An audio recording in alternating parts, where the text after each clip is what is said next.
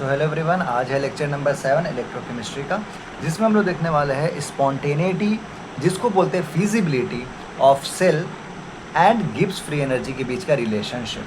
Clear बात है। Spontaneity and feasibility दोनों सेम चीज़ है। हम लोग ये देखेंगे सेल का, और इसको किसके साथ रिलेट करके देखेंगे, गिब्स फ्री एनर्जी के साथ। क्लियर है ना। तो सबसे पहले तो गिब्स फ्री एनर्जी क्या होता है और ये स्पॉन्टेनिटी और फिजिबिलिटी क्या होता है वो चेक करते हैं हम लोग। तो देखो, गिब्स फ्री एनर्जी क्या होता है।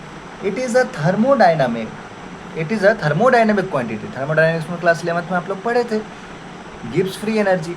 तो वही थर्मोडाइनमिक का पार्ट है Gibbs free energy, used to predict whether a chemical reaction will occur spontaneously और नॉट।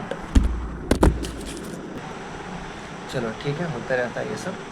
तो क्या चीज़ देखें हम लोग कि गिब्स फ्री एनर्जी क्या होता है। एक ऐसा क्वांटिटी है जो कि थर्मोडाइनमिक्स में हम लोग देखते हैं, जो कि बताता है कि एक रिएक्शन स्पॉन्टेनियस है कि नहीं, स्पॉन्टेनियसली ऑकर हो रहा है कि नहीं। तो स्पॉन्टेनियस का क्या मतलब होता है। स्पॉन्टेनियस का मतलब होता है ऑन इट्स ओन, मतलब कि नेचुरली जो चीज़ खुद ब खुद होगा उसको हम लोग बोलेंगे कि वो स्पॉन्टेनियस है। जो कि खुद ब खुद नहीं होगा उसको बोलेंगे कि वो नॉन स्पॉन्टेनियस है।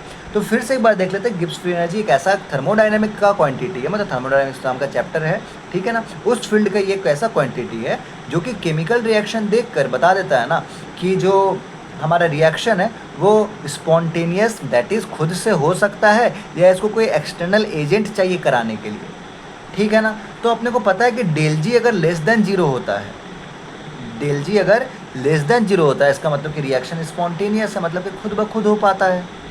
डेल जी अगर ग्रेटर देन जीरो मिल गया, इसका मतलब कि वो नॉन स्पॉन्टेनियस है, मतलब वो खुद से नहीं हो सकता है। उसके लिए कोई इंपॉर्टेंट अपने को क्या, एक एक्सटर्नल एजेंट चाहिए जो उसको करवाएगा, है ना। तो डेल जी जब लेस देन जीरो है मतलब स्पॉन्टेनियस रिएक्शन, डेल जी जब ग्रेटर देन जीरो है तो नॉन स्पॉन्टेनियस रिएक्शन।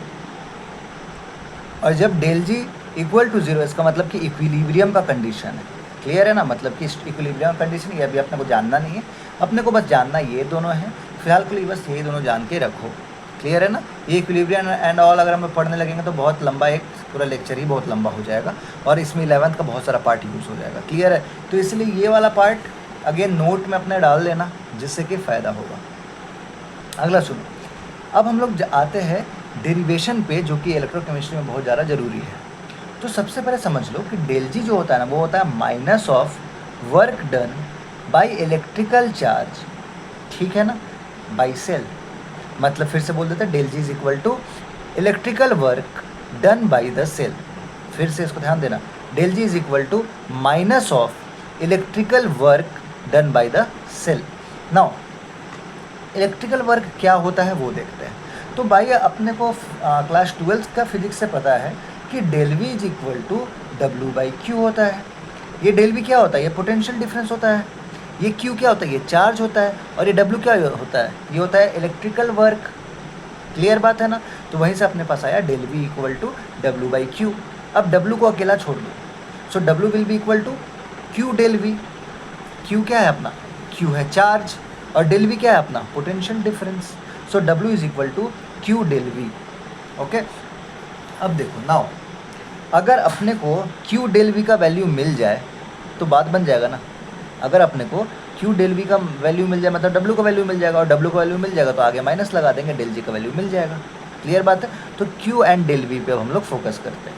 तो सबसे पहले अब हम लोग क्यू पे फोकस करते हैं कि अगर क्यू मिल जाए उसका फिर हम डेल वी पे फोकस कर देंगे, पोटेंशियल डिफरेंस पे फोकस कर देंगे।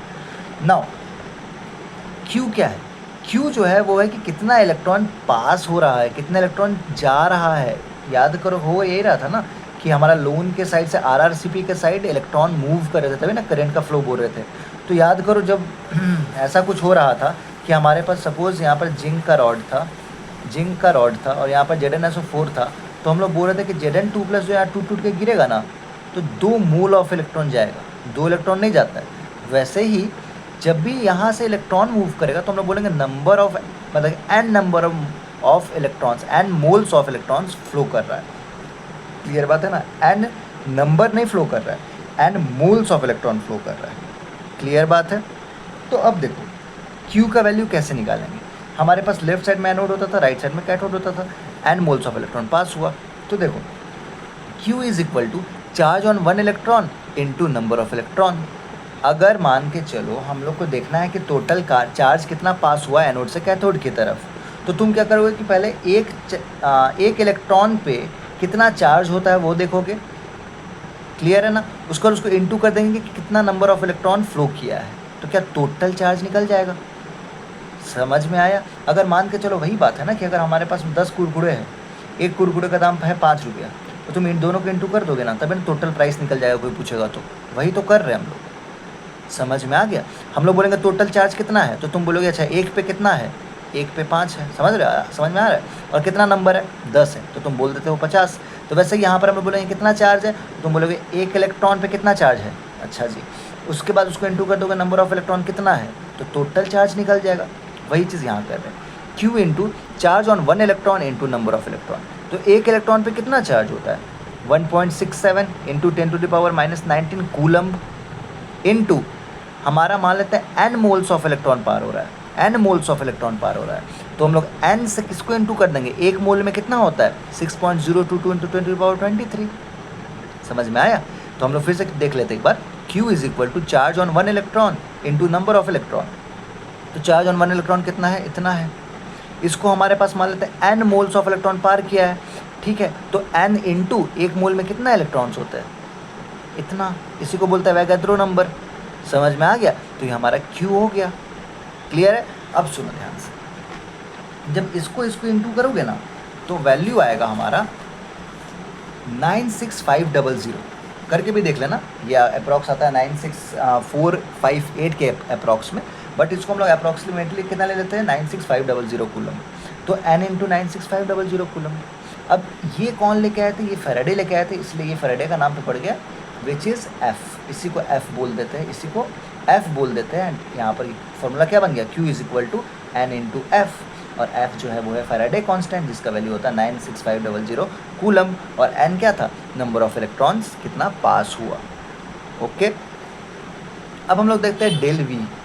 याद करो, हम लोग देखे थे ना कि हम लोग को पता था कि del G is equal to minus W. W का वैल्यू क्या था, डब्लू का वैल्यू था, ऐसे देख लो, del V is equal to W by Q था। तो W is equal to Q del V आ गया था जस्ट थोड़ी देर पहले। तो हम लोग क्यू का वैल्यू निकाल दिए NF, तो अब बस डेल वी का वैल्यू निकाल देंगे तो बात बन जाएगा। अब डेल वी क्या है, डेल वी है पोटेंशियल डिफरेंस, और हमें पता है ना बिल्कुल अच्छे से कि पोटेंशियल डिफरेंस तो EMF ऑफ सेल भी है। We know that EMF of cell is equal to del V. हम लोग बोलते थे ना कि दो इलेक्ट्रोड के बीच जितना पोटेंशियल डिफरेंस होगा उसी को हम लोग बोलते थे क्या, EMF ऑफ सेल, और इसी को हम लोग शो करते थे किससे, E ऑफ सेल से। तो ये E ऑफ सेल ही तो क्या है, डेल वी है, E ऑफ सेल ही तो डेल वी है, because it is the potential difference between the two electrodes, that's why E of cell is equal to del V. समझ में आ गया। तो हम लोग क्या किए थे, इसको इक्वेशन नंबर 2 मान लिए थे, इसको इक्वेशन नंबर 3 मान लिए, और यहाँ पर W इज इक्वल टू जो Q डेल भी था ना, इसको इक्वेशन नंबर 1 मान लिए थे। अब हम लोग क्या कर रहे हैं, अच्छा बिल्कुल ही आप लोग ना स्क्रीनशॉट लेते चलना, लिखते चलना, ओके। हम एक एक बार क्या करते हैं, पेज को दिखा भी देते हैं जिससे आप स्क्रीनशॉट लेके आराम से लिख पाओ।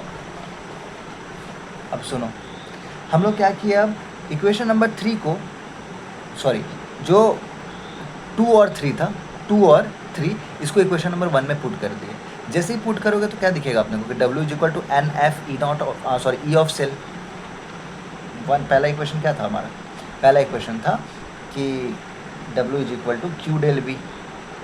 अब Q के जगह NF पुट करो, Q के जगह NF पुट करो, और डेल V के जगह E ऑफ सेल पुट कर दो, तो क्या आ जाएगा, W is equal to NF E cell आ जाएगा, आ गया। क्लियर बात है। अब सोच के देखो, हमें पता था ना कि del G is equal to minus W होता है, तो बस डेल जी के आगे, del G is equal to क्या करो, डब्लू के आगे माइनस लगा दो, है ना, because del G is equal to minus W, so del G is equal to minus of ये पूरा वैल्यू। क्लियर है। तो ये किसी भी कंडीशन पे निकलता है, एट एनी कंडीशन, बट वहीं अगर हम लोग नॉट लगा देंगे तो अपने को पता है स्टैंडर्ड कंडीशन है ये।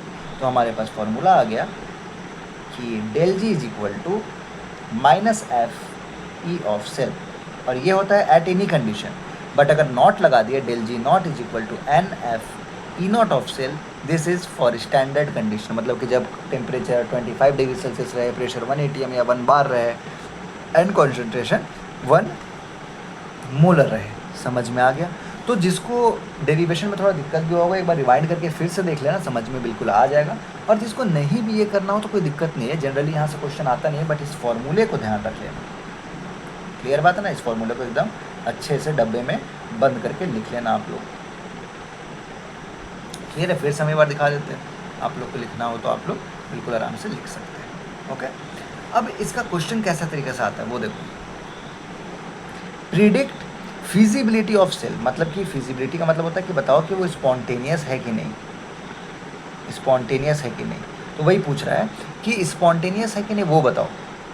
सेल दे दिया कि जिंक से Zn2+ गया हुआ है 1 molar, salt bridge Cu2+ 1 molar से, फिर से एक लाइन, ये क्या करता था, फेज सेपरेशन करता था, और ये कॉपर है। ई नॉट ऑफ Zn2+ से Zn दिया हुआ है -0.76 volt, E not of Cu2+ से Cu दिया हुआ है +0.34 वोल्ट। क्लियर बात? तो फिजिबिलिटी से रिलेटेड जब भी क्वेश्चन आ जाए तो इस फॉर्मूला को बिल्कुल याद रखना। और कंडीशन कुछ नहीं दिया हुआ तो मान लेना एट स्टैंडर्ड कंडीशन। क्लियर है ना? तो यहाँ पर del G nought will be equal to NF E not of cell होगा।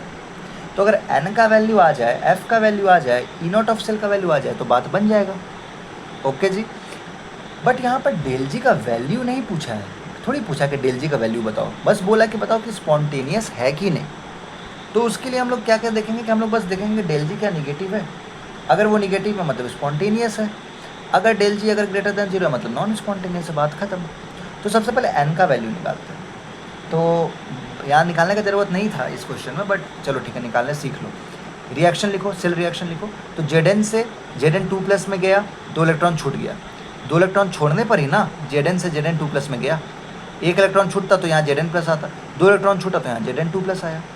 वैसे ही Cu2+ जो था वो 2 इलेक्ट्रॉन उसमें कमी था, तो वो 2 इलेक्ट्रॉन को लिया और Cu में कन्वर्ट हो गया। क्लियर बात है? अब इस दोनों को जैसे ऐड किए तो 2 इलेक्ट्रॉन कट गया। अब ये कैसे हो रहा है? जो सेल रिप्रेजेंटेशन का और सेल रिएक्शन का वीडियो नहीं देखे उसको देख ले, लेक्चर नंबर 3 है या 2 है शायद, हाँ 3 है शायद। तो उसके बाद जाके अच्छे से देख ले, सारे सीरीज़ वाइज बन रहे हैं, और कुछ भी छूटेगा तो फिर आगे का समझ में नहीं आएगा। क्लियर बात है? अब देखो यहाँ पर एक्चुअली में क्या हुआ, 2 इलेक्ट्रॉन देखो गया ना, इधर भी 2 इलेक्ट्रॉन, इधर भी 2 इलेक्ट्रॉन, मतलब N का वैल्यू 2 हो गया। अगर 3 इलेक्ट्रॉन जाता तो N का वैल्यू 3 हो जाता है ना। इसका क्वेश्चन हम लोग अगला सेशन में करेंगे, लेक्चर नंबर 8। अगेन डेल जी पे ही पूरा डिपेंडेंट क्वेश्चन रहेगा, उसमें भी हम लोग 6-7 क्वेश्चन रखेंगे थाला फॉर रीज़न के लिए, और अच्छे से समझ में आ जाएगा वो क्वेश्चन के थ्रू। क्लियर बात है ना? तो हम वही कर रहे हैं कि कॉन्सेप्ट का एक वीडियो ला रहे हैं और फिर क्वेश्चन का भी एक और वीडियो लगातार ले ही आ रहे हैं, जिससे कि पूरा फंडा ही क्लियर हो जाए। तो बट ये हमारा एक एग्जाम्पल क्वेश्चन था। अगेन इसमें फिजिबिलिटी चेक करना है, तो डेल जी हम लोग देखेंगे del G naught and it is equal to NF E not of cell. N का वैल्यू हमारे यहाँ से 2 आ गया। अच्छा, ई नॉट ऑफ सेल का वैल्यू क्या आएगा? ई नॉट ऑफ सेल क्या होता है? E not of cathode minus E not of anode. तो कैथोड और एनोड कौन है? राइट वाला साइड होता है कैथोड, लेफ्ट वाला साइड होता है एनोड। ये अपने को बचपन से पता है, लोन वाला साइड है ना तो एनोड हो। अब देखो कैथोड का वैल्यू, अच्छा दोनों का क्या रिडक्शन पोटेंशियल दिया है? हाँ दिया है। अब ये अगर किसी को पहचानने नहीं आ रहा तो अगेन इससे जस्ट पहले वाला वीडियो लेक्चर नंबर 6 देखें, क्वेश्चन वाला सेशन। तो ये दोनों रिडक्शन पोटेंशियल दिया तो अपना काम ईजी हो गया।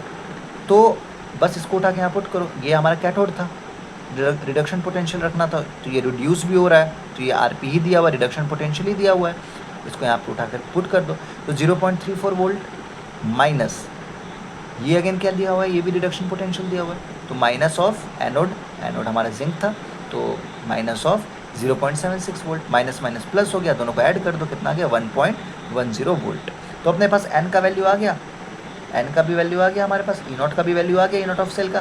फैराडे का वैल्यू अपने को पता है कि 96500 होता है। समझ में आ गया? तो इतना करने का वैसे ज़रूरत था नहीं, बट चलो ठीक है, एग्जाम्पल के तौर पर देखना तो कोई दिक्कत नहीं है। अगर डेल जी का वैल्यू यहाँ पर पूछ देता तो इसको इनटू कर देते, जो भी डेल जी का वैल्यू आता वो डेल जी का वैल्यू हो गया, है ना। बट गौर करो, ये पूरा वैल्यू तो पॉजिटिव है, ये पूरा वैल्यू तो पॉजिटिव है, उसके आगे एक निगेटिव लिखा हुआ है, मतलब कि माइनस इंटू प्लस माइनस ही होगा ना। तो डेल जी यहाँ पर क्या आ गया? निगेटिव में आ गया, मतलब ये स्पॉन्टेनियस है। डेल जी निगेटिव का क्या मतलब हो गया? डेल जी निगेटिव का मतलब हो गया, गौर से देखना, हाँ यहाँ देखो, डेल जी अगर लेस देन 0 है तभी ना वहाँ पर डेल जी निगेटिव हो गया, and del G less than 0 का अपने को क्या देखे थे हम लोग कि वो स्पॉन्टेनियस रिएक्शन है। समझ में आ गया? तो देयरफॉर ये जो क्वेश्चन है इसमें पता चल गया कि वो स्पॉन्टेनियस है। अच्छा, दूसरा बात कि वो फिजिबल है, क्योंकि क्वेश्चन में तो फिजिबिलिटी ना पूछा था। फिजिबिलिटी का मतलब भी स्पॉन्टेनियस ही होता है, बट क्योंकि फिजिबिलिटी पूछा था इसलिए यहाँ पर फिजिबल लिख दिए। समझ में आ गया? तो ये था हमारा क्वेश्चन, और इसके बाद हम लोग एक सेशन लेके आएंगे जिसमें कि क्वेश्चन प्रैक्टिस सिर्फ करेंगे, एंड उसके बाद फिर हम लोग चीज़ों को आगे बढ़ाएंगे। तो बिल्कुल ही देखते रहें, मज़ा करते रहें। और लेक्चर नंबर 8 हमारा क्वेश्चन पे डेडिकेटेड रहेगा, स्पॉन्टेनियसिटी और फिजिबिलिटी पे, ठीक है ना। गिब्स फ्री एनर्जी का बात करेंगे उसमें, और भी इन आउट ऑफ सेल का बात करेंगे। इसके बाद हम लोग आ जाएंगे अगला क्लास में, मतलब लेक्चर नंबर, जैसे ये 7 हो गया, लेक्चर नंबर 8 हमारा क्या रहेगा, हम यहाँ पर लिख ही देते हैं शेड्यूल टाइप सा कुछ। तो लेक्चर नंबर 7 तो आज हो गया। लेक्चर नंबर 8 जो होगा हमारा वो बिल्कुल ही डेडिकेटेड रहेगा किस पे, क्वेश्चंस पे, क्वेश्चन बेस्ड रहेगा, ठीक है ना। और लेक्चर नंबर 9 से हम लोग नर्स्ट इक्वेशन को चालू कर देंगे, नर्स्ट इक्वेशन। लेक्चर नंबर 10 जो रहेगा इसका क्वेश्चंस रहेगा नर्स्ट इक्वेशन का, भर भर के बहुत सारे क्वेश्चंस करेंगे। लेक्चर नंबर 11 से हमारा शी चालू हो जाएगा, स्टैंडर्ड हाइड्रोजन इलेक्ट्रोड। और उसके बाद फिर हम लोग लेक्चर नंबर 12 में रिएक्टिविटी ऑर्डर पढ़ेंगे। और लेक्चर नंबर 13 से हम लोग क्या चालू कर देंगे, इलेक्ट्रोलाइटिक सेल चालू कर देंगे, ठीक है। तो ये दिखने में लेक्चर बहुत सारा लग रहा है, बट देखोगे तो एक वीडियो 15 से 16 से 17 मिनट, मैक्सिमम आधा घंटा है ना, तो कुछ एकदम नहीं, एक बार में बैठो निपटाते चलो, एकदम समझ में आ गया। तो चलो इसी के साथ हम लोग फिर मिलते हैं लेक्चर नंबर 8 के साथ। तब तक के लिए बाय बाय, टेक केयर।